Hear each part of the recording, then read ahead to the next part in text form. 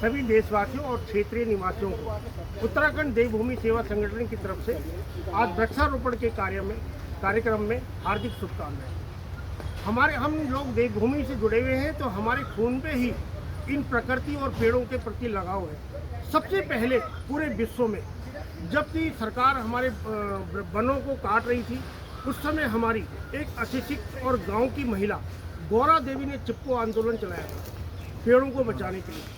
वो पेड़ों से चिपक गई थी सारी महिलाएं और उन्होंने पेड़ों की रक्षा की, जिस कार्यक्रम को हमारे श्री सुंदरलाल बहुगुणा जी ने आगे बढ़ाया और अंतर्राष्ट्रीय ख्याति प्राप्त करी। उसी तरह से इन पेड़ों की महत्व लोगों को पहले तो नहीं थी, आज सोशल मीडिया के माध्यम से हर कोई जागरूक हो रहा है।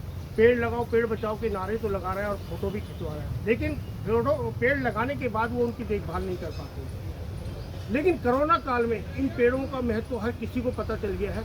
जहां लाखों रुपए डॉक्टरों की फीस देकर भी चंद सांसों को खरीदा जा रहा था और वो चंद सांसें भी हमको ऑक्सीजन के रूप में नहीं मिल पा रही थी, तब जाके इन पेड़ों के महत्व का पता चला है सबको कि पेड़ों से हमको मुफ्त ऑक्सीजन मिल रही है। उसी तरह से मैं सभी लोगों से कहूँगा कि यह जो प्रकृति ने हमको वरदान दिया है, जो पेड़ पौधों से हमको शुद्ध ऑक्सीजन मिलती है, उसको आप एक रक्षा करें। आप 5 पेड़ न लगाएं, सिर्फ 1 पेड़ लगाएं, लेकिन 5 वर्षों तक उसकी रक्षा का एक वचन लें और अपना फर्ज निभाएं। क्योंकि 1 पेड़ भी अगर आपने हर प्रत्येक वर्ष लगाया तो वो इतनी ऑक्सीजन देगा और उसको 5 वर्ष की एक आवश्यकता होती है, एक शिशु के समान।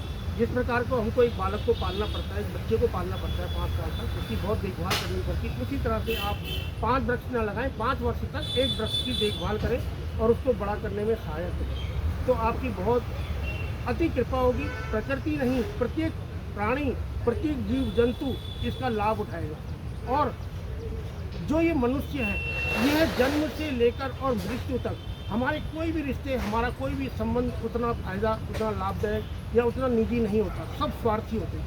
एक ही पेड़ है, जब बच्चा एक जन्म लेता है तो जो पहली सांस लेता है वो इन पेड़ों के कारण ही लेता है, और अंतिम जब उसकी मृत्यु होती है तब भी वो इसी सांस के कारण बंद हो जाता है। तो जीवन पर्यंत इन पेड़ों के कारण ही वो सांस ले पाता है। फिर उसका नामकरण संस्कार होता है, तो हवन में भी इन्हीं पेड़ों की लकड़ियों से हवन किया जाता है। इन आम के वृक्षों की पत्तियों से और उनसे हमको सत्यनारायण की कथा पे और घर पे ऑक्सीजन की लाभ मिलता है। शादी ब्याह में केले के पेड़ हमारे वहाँ शुभ माने जाते हैं पेड़ पर, और अंतिम समय जब हमारी यात्रा होती है तो उस समय भी अंतिम क्रिया के लिए भी लकड़ियों की जरूरत पड़ती है, जो कि इन्हीं पेड़ों से मिलती है। तो आज मैं आपको इनकी महत्ता को बता रहा हूँ कि ये पेड़ हमारे लिए कितने लाभदायक है। तो सिर्फ वृक्षारोपण पे ही नहीं, आप कभी भी जलवायु में जुलाई के महीने में मानसून के मौसम में पेड़ जरूर लगाएं। विश्व पर्यावरण दिवस जो है 5 जून को मनाया जाता है, लेकिन वो विदेशी परंपराओं पे निभाया गया है, क्योंकि वहाँ का मौसम और एशिया का मौसम में बहुत फर्क है। हमारे वहाँ जून पे बहुत गर्मी होती है, 5 जून को अगर आप पेड़ लगाएंगे तो वो नहीं पनप पाएगा। इसलिए हमारे भारतवर्ष में जुलाई का महीना बहुत ही लाभदायक है, और ये ऐसा है कि अगर आपने पेड़ लगा के माना भूल भी गए तो वातावरण और जलवायु उसको पैदा करने में और उसको बड़ा करने में एक सहायक होती है। इसलिए मैं सभी देशवासियों, अपने क्षेत्रीय जनता से निवेदन करूँगा कि अधिक से अधिक पेड़ लगाएं और जीवन बचाएं। धन्यवाद।